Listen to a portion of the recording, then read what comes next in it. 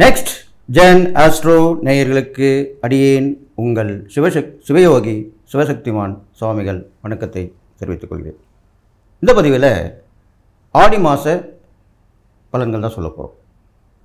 அதுக்குண்டான கிரக நிலையில் பார்த்து விவரமாக ஒரு ராசிக்கும் சொல்ல இருக்கிறோம். கடகராசி நேயர்களே, இந்த ஆடி மாத ராசி பலன் பார்க்கும்பொழுது உங்களுக்கு ரொம்பவும் நல்ல ஒரு பலனை கொடுக்கக்கூடிய மாதமாக தான் இருக்க போகுது.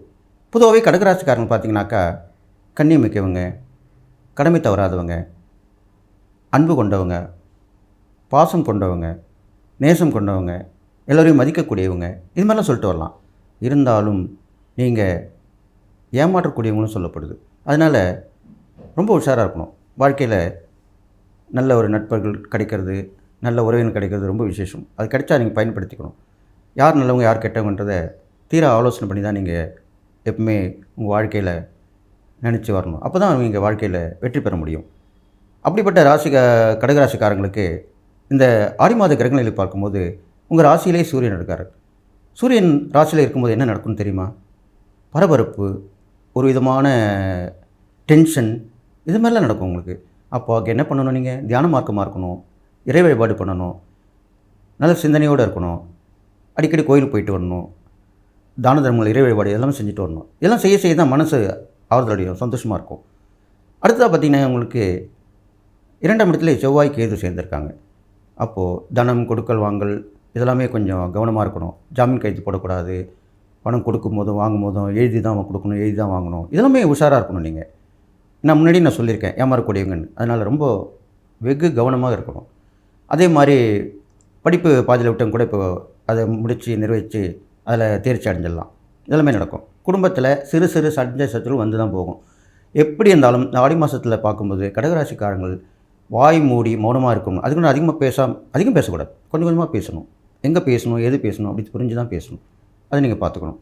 அடுத்ததாக பார்த்தீங்கன்னாக்கா 8ஆம் இடத்துல இப்போது ராகு கூடிய சனி வந்து வக்கரகதியில் வந்து இருக்கார்.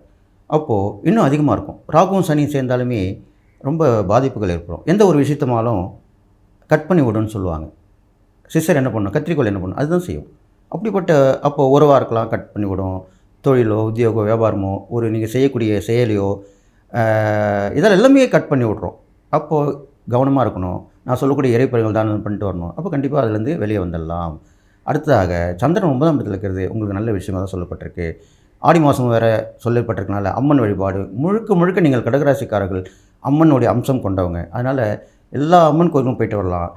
செவ்வாய்க்கிழமை, வெள்ளிக்கிழமை, ஞாயிற்றுக்கிழமை இது மாதிரிலாம் பண்ணிட்டு வரலாம். உங்களுக்கு கோவிலில் நடக்கிற விசேஷம் கலந்துக்கலாம். உங்களை இங்கே உடல் உழைப்பு கொடுக்கலாம். பணமாகவோ பொருள் உதவியாகவோ கண்டிப்பாக கொடுக்கலாம். இதெல்லாம் பண்ணிட்டு நல்லது நடக்கும்னு சொல்லிவிட்டு நீங்கள் அம்மனை வழிபட்டு வரணும். அது இல்லாமல் விளக்கு ஏற்றி வழிபாடு பண்ணணும். அது இல்லாமல் எலுமிச்சை பழமாலை, நல்லா கேட்டுங்க, எலுமிச்சை பழமாலை அணிந்து அம்மனை வழிபட்டால் ரொம்ப விசேஷமாக சொல்லப்பட்டிருக்கு. அது இல்லாமல் நீங்கள் செய்யக்கூடிய தான தர்மம் பார்க்கும்போது நீர்மோர், தண்ணீர், இளநீர், பால் இது மாதிரிலாம் தானம் பண்ணலாம். இது கடகராசி பண்ணுறது நீர் ராசி இல்லையா? இது நீங்கள் பண்ண உங்களுக்கு பண வரவு, தடைகள், தாமதங்கள் எல்லாமே விலகிடும். இதெல்லாம் சுத்தமான பரிகாரமாக சொல்லப்பட்டிருக்கு. அப்போ நீங்கள் இதை கடைப்பிடிச்சி வரணும் கண்டிப்பாக. அது இல்லாமல் உங்களுக்கு உங்கள் கடகராசிக்கு பார்த்தீங்கன்னாக்கா 12ஆம் இடத்துல குருவும் புதன் இருக்காங்க. அப்போது தனகாரகன் 12ஆம் இடத்துல இருக்கனால விரயங்கள் ஏற்படும். சுப விரயமாக இருக்கும். அது நீங்கள் வீடு கட்டணும்னா வீடு கட்டிக்கலாம், வண்டி வாங்கலாம். சுபகாரிய முயற்சி எதுவாக இருந்தாலும் நீங்கள் அது பண்ணுங்கள். அதுக்கு பணம் போனால் நல்லது தான். வீண் செலவு தான் பண்ணக்கூடாதுன்னு பெரியவங்க சொல்லுவாங்க. அதனால் யூஸ்ஃபுல்லான செலவுக்கு நீங்கள் பணத்தை செலவு பண்ணலாம். கண்டிப்பாக பணம் செலவாகும், நீங்கள் சேமிக்க முடியாது. அது கண்டிப்பாக புரிஞ்சுங்க. அப்போது குருவும் புதனும் சேர்ந்துருக்காங்க. புதன் இருக்கும்போது 12ஆம் இடத்துல என்ன நடக்கும்னு கேட்டிங்கன்னா மறைந்த புதன் நிறைந்த செல்வம்னு சொல்கிறாங்க பெரியவங்க. அப்போது அதுக்கு என்ன அர்த்தம்னாக்கா அந்த புதன் மறைஞ்சிருக்கனால புதன் வந்து என்ன கொண்டு உறவு முறையை குறிக்கக்கூடியவர். அப்போது தாய் மாமன், மைத்துனர், தந்தை வழி உறவு, தாய் வழி உறவு, இந்த மாதிரி உறவுக்காரங்க எல்லாமே உங்களுக்கு இந்த நேரத்தில் உதவி பண்ணுவாங்க. அதை நீங்கள் நல்லபடியாக பயன்படுத்திக்கணும். அவங்ககிட்ட நெருக்கமான உறவு இருக்கணும். மனசாபம் ஏற்படாமல் இருக்கணும். தவறான புரிதல் இருக்கக்கூடாது. இது மாதிரிலாம் நடந்துக்கிட்டிங்கன்னா அவங்களால உங்களுக்கு இந்த ஆடி மாதத்தில் உதவிகள் கிடைக்க போகுது. இந்த ஆடி மாதத்தில் அம்மன் அருள் நிறைஞ்சிருக்கிறனால இந்த பெரும்பாலும் கடகராசிக்கு தான் இந்த அம்மன் அருள் ரொம்ப விசேஷமாக கிடைக்கும். அதனால் நீங்கள் அம்மனை வழிபடுறதுனாலும் நீங்கள் அம்மனை வந்து உபாசிக்க வேண்டுமானாலும் இந்த காலகட்டத்தில் உபாசிக்கலாம், விரதம் இருக்கலாம், அம்மனுடைய இறை நாமக்களை சொல்லி வரலாம். இதெல்லாம் பண்ணிட்டு வந்தாலே போதும். நீங்கள் செய்யக்கூடிய தான தர்மங்கள் பார்க்கும்போது பொதுவாகவே கடகராசிக்காரங்களுக்கு திருநங்கைகள், அந்த திருநங்கைகள் சொல்லவங்களுக்கு நிறைய தானம் பண்ணலாம். அவங்க காசு மட்டும் கொடுக்கறது முக்கியம் இல்லை. அவங்களுக்கு உடை வாங்கி கொடுக்கலாம், உணவு வாங்கி கொடுக்கலாம், அவங்களுக்கு தங்குறதுக்கு இடம் கொடுக்கலாம். இப்போலாம் வந்து நிறைய வேலைக்கு போகிறேன்னு சொல்கிறாங்க திருநங்கைகளாம். அவங்களுக்கு வேலை வாங்கி கொடுக்கலாம் உங்களால் முடிந்தால். இது மாதிரி செய்யலாம். கணவனால் கைவிடப்பட்டவர்கள், விதவை பெண்கள், ஏழை எளிய மக்களாக இருக்கக்கூடியவங்க, இவங்களாம் உதவி பண்ணிட்டு வரலாம். நிறைய தான தர்மங்கள் பண்ணலாம். ஏன்னா நீங்கள் செய்யக்கூடியவங்க தான். இருந்தாலும் இந்த ஆடி மாதத்தில் நிறைய பண்ணணுன்றது தான் சொல்ல வரேன்.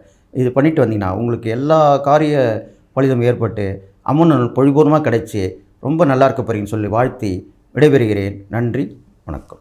இது வரைக்கும் 12 ராசிகளுக்கு உண்டான ஆடி மாத பலன்கள் தான் கேட்டீங்க. இது பொது பலன்கள் தான். இதில் வந்து 100% அக்யூரேட்டாக சொல்லணுமானா சொல்ல முடியாது. ஏனென்றால் அவர்களுடைய சுயஜாதப்படி தான் செய்ய முடியும். சுயஜாதம் பார்க்கும்போது அவங்களுடைய நற்கிற தசாபுக்திகள், பிறந்தப்போ இருந்த கிரகணிகளை வச்சு தான் நம்ம பலன் சொல்ல முடியும்.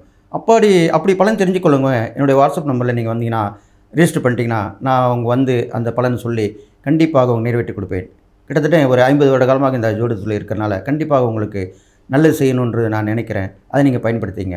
அதனால் இந்த ஆடி மாத கிரகங்களை பார்க்கும்போது பொதுவான பலன் உங்களுக்கு 12 ராசிக்கு சொல்லி ஆகணும். அப்போது ஆடி மாதன்றது அம்மன் மாதம்னு சொல்லப்படுது.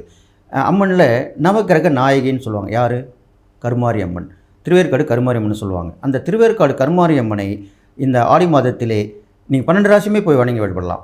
அவர்கள் வழிபட்டீர்களானால் நவகிரகங்களும் உங்களுக்கு நன்மையை செய்யும் அப்படின்னு சொல்லி எல்லா வித நலமும் பலம் பெற்று வாழ போகிறீங்கன்னு சொல்லிவிட்டு நீங்கள் இந்த பொது பலன் வந்து ஒரு 50%, 40% அப்படி தான் ஏற்றுக்க முடியும்.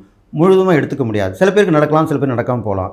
அதனால் அதை குழப்பத்தை ஏற்படுத்திக்காமல் சுய ஜாதகத்தை பார்த்து பலன் தெரிஞ்சுங்க. இதில் நான் சொன்ன பலன்களில் கண்டிப்பாக நிறைய பேருக்கு நடந்துட்டு தான் இருக்குது. அதை கமெண்ட்ஸில் சொல்லிட்டு தான் இருக்காங்க.